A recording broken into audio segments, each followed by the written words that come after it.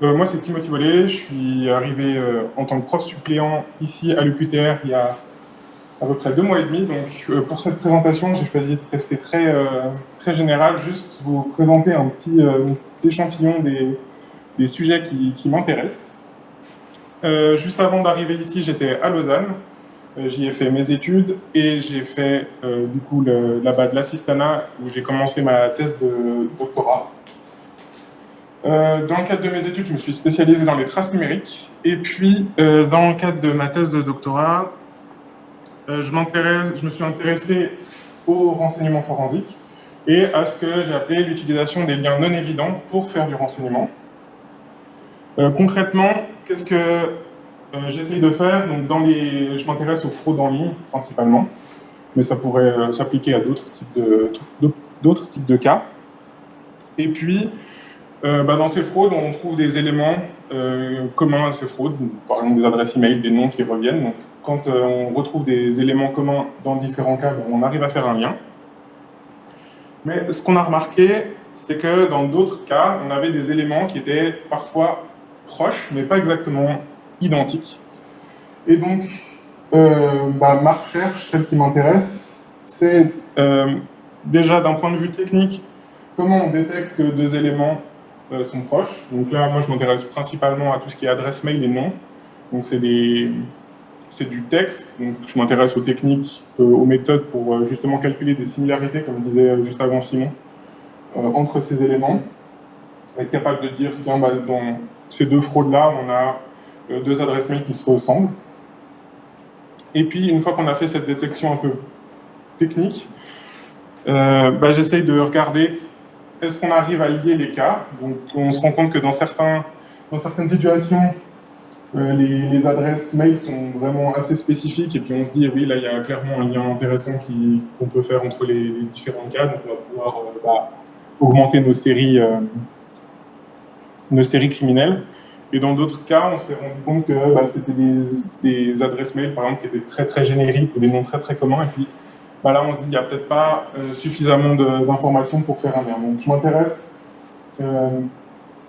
à la partie technique, mais aussi à comment un peu la qualité des liens qu'on peut générer, dans quel cas on génère des liens, dans quel cas on ne les génère pas. Et ensuite, une fois qu'on a établi un peu nos liens, il se pose la question, qu'est-ce que ça nous apprend sur notre situation criminelle, sur nos fraudes?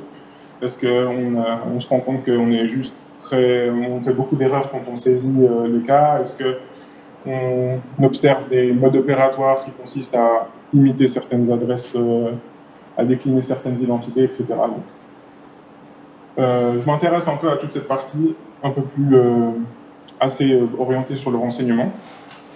Et puis, dans le cadre de mes activités de recherche, je me suis aussi intéressé à d'autres sujets. Ça pouvait passer aussi bien par les supervisions de travaux d'étudiants que par l'enseignement ou que par certaines expertises auxquelles j'ai pu participer.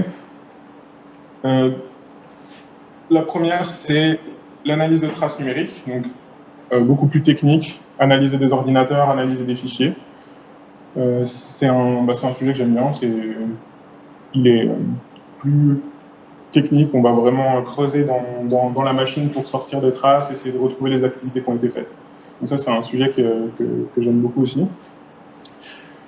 À travers plusieurs travaux d'étudiants et un petit peu aussi sur certains développements que j'ai faits, on s'est intéressé aussi à l'utilisation des technologies blockchain pour essayer d'améliorer l'intégrité qu'on avait, essayer d'améliorer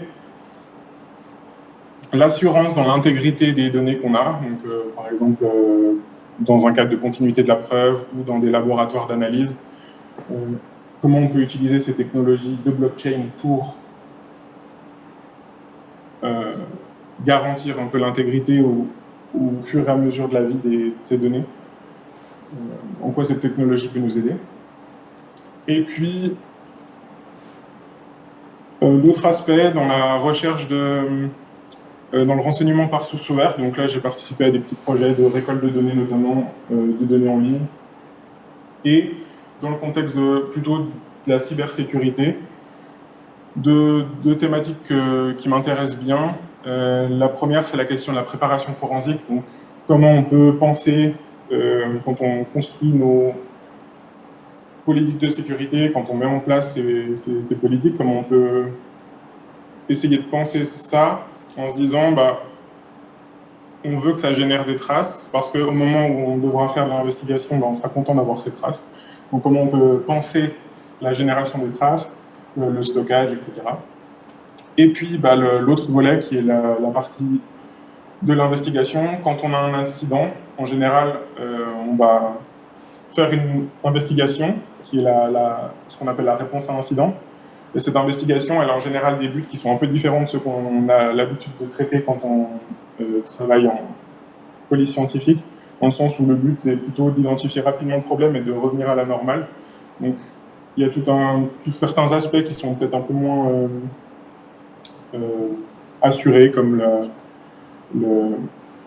la continuité de la preuve, etc. Donc, comment on peut appliquer les principes qu'on voit en sciences forensiques dans un contexte qui est aussi un contexte d'investigation, mais où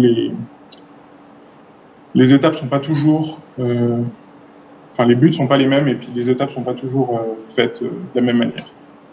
Voilà un petit peu pour un peu le panel des choses qui m'animent, qui m'intéressent. Et voilà, si vous avez des questions, je suis à disposition.